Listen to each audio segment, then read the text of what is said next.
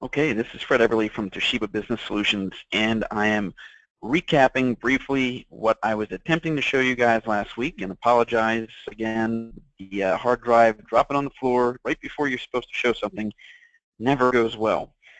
So I knew that things didn't come back up the way they were supposed to be, so that was a fairly disjointed demonstration. So I wanted to just quickly summarize things here for you, and we're going to walk you through this fairly quickly. Since it's recorded, you can always go back and review.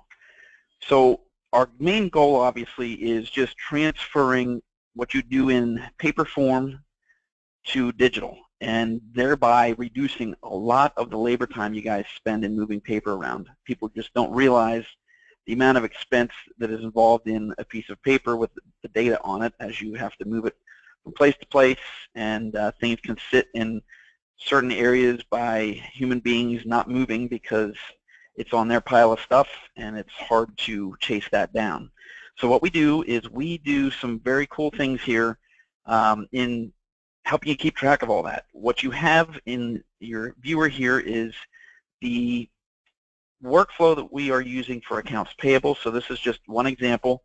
There's also a workflow in here for purchase request, and I'm going to use that in part of this demonstration. But essentially, this just allows us to orchestrate all the little tidbits that need to be involved in your workflow process, from somebody filling out a purchase requisition to having it go to a manager for approval, to then maybe that going to someone to place the order, and accounting, maybe getting invoices in, which is pretty standard stuff.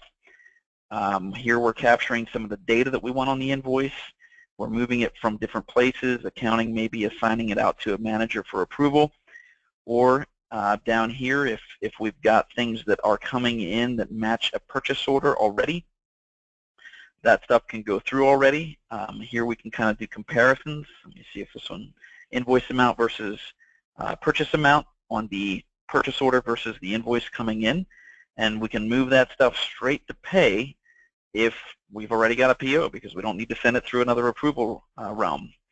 And the neat part here is we cover everything. So if it wasn't approved, there's no PO for it. We're going to run it through assigning a cost center, have them check the invoice, have it come back wherever it needs to go. If it's coming back to accounting, or if it's over $5,000, it's going to run right out to the CFO for approval. And again, whatever needs to be built into the way you do business, so that's what we do here.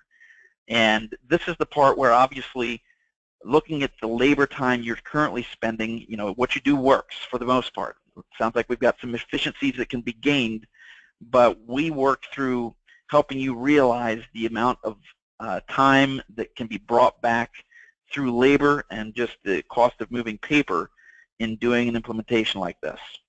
And what I'm showing you here is kind of the fancier way to do things. We can slim this thing down to real basic, which may be what we do with you guys, to say, let's just start with a simple storage and retrieval and some basic workflow to get the purchase request going through an approval process, and maybe invoices the same way. So, but I want to kind of give you the 30,000-foot view of what we can do, and then we can always go backwards. So this is what we're going to step through.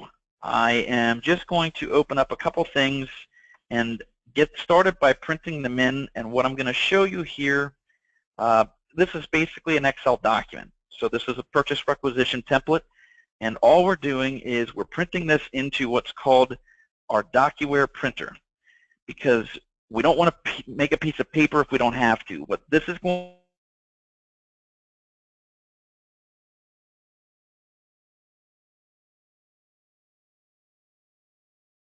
to do is send this document into DocuWare, and DocuWare can have templates created that reads out this information, so it can grab the purchaser if necessary, the manager, cost center. All these little details can be indexed. So when that document goes in, right now it knows that it has to go to Brian Ford, who's the manager over this department. So if I look back at DocuWare itself, this is the document management viewer. It's web-based, very easy to work with. Obviously, it's all very confusing when you're first looking at it, but I'm just I don't have any tasks here because that stuff was printed. I filled it out because I needed to get an approval for a request. I filled out my Excel spreadsheet, hit print, and it fired it off to Brian Ford, who's the manager. So I'm done with my piece of the task until he approves it. So I'm going to go over to his view. I'm basically walking over to his computer, signing in as him so we can see what he looks at when he gets it.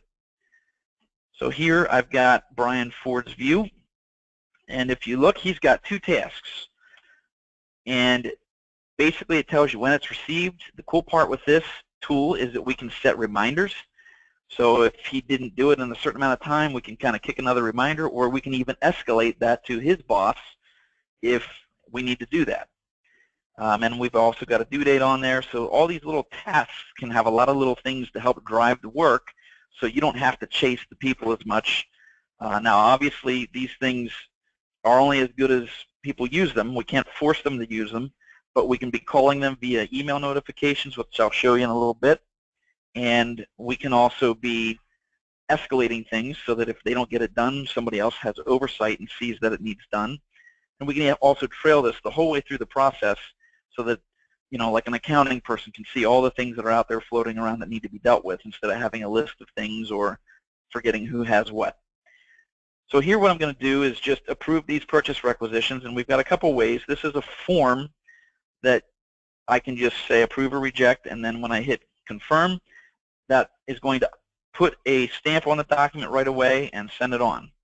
Now I'm going to click on the next one and just show you another way. I can also use stamps, and I have the same approve or reject, and then I can just lay the stamp on here where I want it. And then when it refreshes, it'll show that all my tasks are done. So basically those 2 requests were sent to me, Brian Ford. I completed them. I'm moving on with my day. So now what I want to do is we're going to go over here and look at accounting. This is where this stuff would have gone next in this process. In yours, it probably would have gone back to the originator of the purchase request so that they can order the product. The way I have this set up, we're going to use our accounting person for that process. So the purchase request was approved. Now it's coming back to our accounting person. And we can create these activities to say whatever they should say. Now this one says ordered. I would change the language on that because it should be to order. But essentially what we're going to do here, we've got an approved purchase requisition. So in more so purchasing here, I would go in and say, all right, I want to place the order. Let me see which one I was looking at there. That was 129. So basically, this is replicating our accounting system. So I would go in, punch in what I want to create the purchase order, and this is going to storage experts. It's the same dollar amount that you'll see that was requested. So once that's done, I can hit print, and we will just create the purchase order. And the same way, we'll use that DocuWare printer to print this right into the system. And you'll see it filled all the data out there. I hit print, and off it goes. Now again, what you're seeing here would be a replication of what you would use in your accounting system if you're going to be putting orders in. I'm just kind of using this to show that. So now I've created that order. That was Storage Experts Incorporated, and I'm going to go and do my order number in there and hit confirm. So that order is done. I'm going to go to my next one, and we've got one here for 493. Back to my accounting system. These I have already pre-populated, but I would be keying this information in to place my purchase order, and I would again print my purchase order, and I am ready to go. So here we go, back to DocuWare printer, and I'm hitting OK. And that, again, is just storing it digitally. Now, the cool part with this, too, I don't have it set up this way, but that DocuWare printer can launch a couple things. I can print it directly into a file cabinet into DocuWare, and I can also launch an email, so I can send that purchase order directly to the company right away when I hit print. So, again, all those little things, we can help to keep those processes locked in the way you want them to be and improve the efficiency. So I'm going to just fill out, this was rapid transport, and this was the order number. So now that's done, all right? Those tasks are complete. So now what I'm going to do is replicate what would happen again in this situation. We just went through the purchase requisition. That was printed into the system, went to Brian Ford for approval. He approved and went back to, in this case, my Peggy Jenkins, who is my quasi-purchase agent, even though she's in accounting. And now whatever it is, days, weeks later, I've got invoices coming in. So what's happening here is she is going to go and take the pack of invoices that came to her via the mail, and she's walking over to her Toshiba copier, putting them in there, hitting the scan button, and off they go to be able to scan into the DocuWare system. So we can create this tie-in so you have a one-button push, everything lands where it's supposed to go, and comes into the system. Now we can also do other things, like we have the ability to tie into Outlook and Exchange. So if you want to work on having all your inbound invoices come in via email, we can just click a button, store those directly in here as well. So there's a multitude of ways that we can get documents in. We can import, as you see right here, from our file system. We can have a direct scanner if we have it tied right to our desktop, so it's sitting right next to us, or we can use the multifunction devices you already have. So we don't really care how you do it. We're going to work with whatever tools you have and help you get there as best as possible. So those documents basically come into what we call a tray. This is just like the tray on your desk. As people lay stuff in it to be dealt with, that's where it comes in before it goes into the file cabinet. Now with a document management system, the only difference is a file cabinet is really a place where work can still be done. So even though we're putting it in the file cabinet, that doesn't mean that it's done. That's just one little mind shift people have to think through a little bit, because most times when we're completely done with something, that's when it hits the file, and that's where it stays until we need to retrieve it again. In this case, what we're going to be doing is we are reviewing these things, and I didn't tell you, these little flags, you would have seen these when I showed the demo a little bit. That's our intelligent indexing option that is going through and going over each of those invoices, looking to see if it recognizes them. So the ones with green are ones that it has seen before, and it says, great, I know what you are, who you are, and I know where all the information is. This one that's yellow, I guess, I would say that one, it missed something. So as we go to store these in the file cabinet, all my stuff is already indexed, so I don't have to key anything in, which is awesome. I can check the numbers. I usually just want to go look over the data, make sure I got it right. I can see where the number's coming from. I can hit store. That document is in the file cabinet now, and what's happening is, you know, these little flags, the status just says it's a new invoice coming in. The document type obviously tells it that it's an invoice. And these are the things we configure for you. It's drawing the data off of the invoice because it's already recognized that one in the past, knows where everything sits.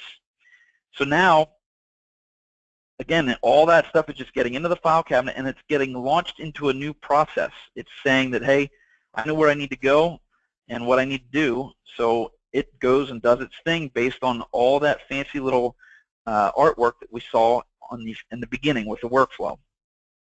So now this one here, you see red, that one didn't get the information properly. So I'm just going to key in the correct information and store that, and off we go.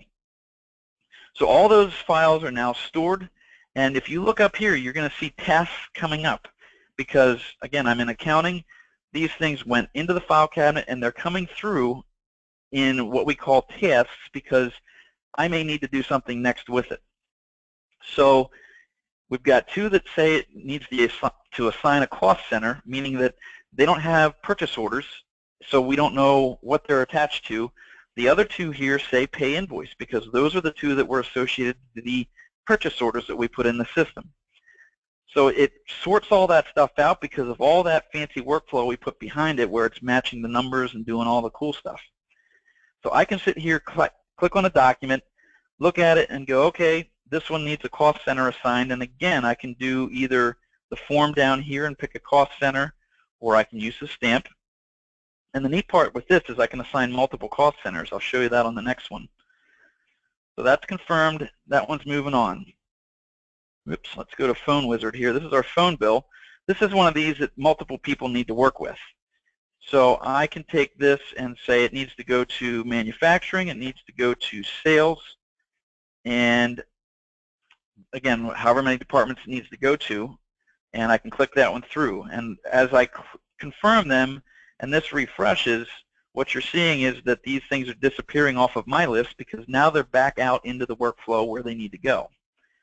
And obviously these are the ones that were paid already, so when I click on this, the information is going to be different. I have a pay or a book because it's at a different part of the workflow than the other ones were, so the information is just a little different. And this one just needs to be associated to a cost center since it wasn't initially, and that's easily done. So we can just confirm that, grab the other one, and again, when you're here, remember you can always do either way. I can go back up to the stamp here and use book as well.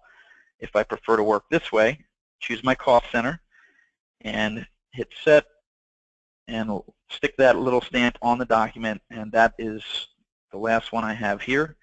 That should reset and off we go. So that's how, again, processing these things works. Obviously we're handing each person the specific things they need to do for their part of the workflow, which makes it really easy. So now here you also have a My Task and an All Tasks. I don't have any tasks because I did mine. On here there's 3 that are floating out there yet, and we can see that there's 3 that say check invoice, 1 for US Steel and 2 for Phone Wizard. Now these look like a duplicate, but what's happening is it's one document that is split 2 different ways. If you remember, that's the phone bill. We put both Brian Ford and Fred Winter, who is our sales guy. Those are the 2 guys that was supposed to go to, so they can have a simultaneous workflow. We have a lot of power in how we do this, whether we want them to do them simultaneous or we want it linear. But that's where I can very quickly see where all these documents are in queue. So when you're in charge of stuff like this that is going out for approvals, right now when you do that, someone has to write out all those pieces or keep track of what they've been sending out to people for approval. And this organizes everything into one easy screen where you can see exactly what's going on, when the reminders are coming, when the due dates are. It makes it really, really cool to keep track of everything in one spot. So just wanted to show you that view. We'll come back to this because I want you to see what's happening as we go through it. So I'm going to stay, actually let's go over here to Brian Ford. I want you to see a couple of the things that happen when documents get stored. This is how we can work through notifications. So here with Brian, we're going to go into his Outlook, and I just need to update. I got a few notifications here that need to be cleared out. But this would be a sample of one, okay? So this is the last one that came in, and it says, a new invoice from Phone Wizard with an open amount of $857 has been assigned to you. I can look at that one specific invoice, or I can click here to see all the tasks that I need to do. So what's cool is your work calls you back. You just go and if you don't have, if you're not living in DocuWare all day long, the email can be your trigger to say, okay, hey, I must have something new. And you can click the button and you can view all your tasks that you need to work with. It'll launch it right in, and it'll show you the 2 invoices that you need to deal with. Same way, if I were just sitting in my view, it looks a little different because I have my trays, searches, and all that stuff here, but it's the same 2 tools, or same 2 documents that I need to approve. So a lot of easy ways to call people back to the work, but we realize that most times people are not sitting here wanting to look into another application to be able to get their stuff done. They want to be able to do their work, have it call them back, and like we talked about on the mobile side, you can even use a mobile application to do the same thing, which makes it really simple. So here I'm going to do another approval. On this one, Phone Wizard, I'm going to only approve, let's see, $323.09 of this because this phone bill is not all mine. So I approve that, and when I refresh, all my tasks are done, so I can move on. All right. Now I'm going to swing back to accounting because I want you to just have a quick look at what's happening in the accounting side. Sorry for bouncing around here, but I think this helps you to understand how this workflow tracks as it goes. So now we've got a CFO approval instead of check invoice because that big one that Brian approved for $1 million plus was over the $5,000 threshold, so that one went back to accounting, or I'm sorry, the CFO for final approval. And also you see the one that's here for check invoice, that's the part that still has $534 open because it's not been completely approved yet. We still need to have Fred Winter sign off. So I'm just going to stay here in this user, but flip to the login for cash, and we will approve. Let's see it here. She has one to do. We just click on it, click approve, and off we go. The other thing we can do is, actually I'm going to just go and flip over to Fred Winter was the other guy. I wouldn't get him in here yet. And we've got Winter. So when we go to his, he should only have one as well. One task sitting here. And you'll see that he has an open amount of 534. Again, it does the math for you in this workflow. And he can just confirm, reject, and that'll move it on. So now I'm going to swing back. We'll look at accounting again. And this is my Jenkins user. And all this stuff can happen basically at the same time, meaning that I could have Fred Winter working on some stuff while Brian Ford's approving the other part, and accounting can see this stuff live. It is a much more dynamic situation than what you will have on paper, of course.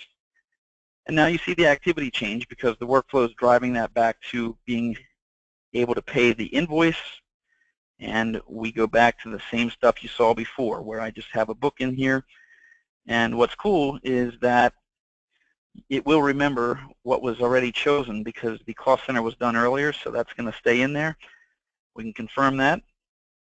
And back to Phone Wizard, you will see here as well that we've got all the movement of the documents, Jenkins, Ford, Winter, all those approvals on there, so we can very quickly and visibly see who has touched what and when on the document.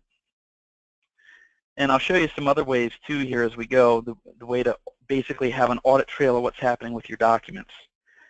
So that was a quick run through of everything that happens in that workflow and how we can go through just quickly moving stuff around, keeping track of it. Getting it in is very simple, just like you saw, being able to go up, put stuff in the doc feeder of a Toshiba device, click a button, in it goes into the document tray. And again, the real value to this stuff is really helping you control your processes and drill the labor out of the process, because if we can cut back on what people are having to touch all the time, that makes a big difference.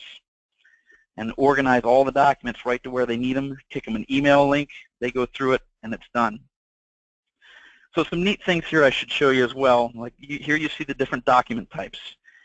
So if I'm happen to be looking up another document here, I can say I want to see the order documents associated to this invoice. I can do that, and I'll see here if we have, in this case we're using the order number to link them all together. I can see all of that tied together, and it is the invoice, the order out, the purchase requisition. In the same way, if you guys are attaching checks, a lot of people I find are printing the vouchers, and then they'll go back and they'll attach the voucher to the check packet or the invoice packet, and that stuff, again, it's just labor time. It doesn't take that much time, I realize, but if we can do that at a click of a button, when you go to print the checks, what we would do is we would use the DocuWare printer to take the check information to the normal,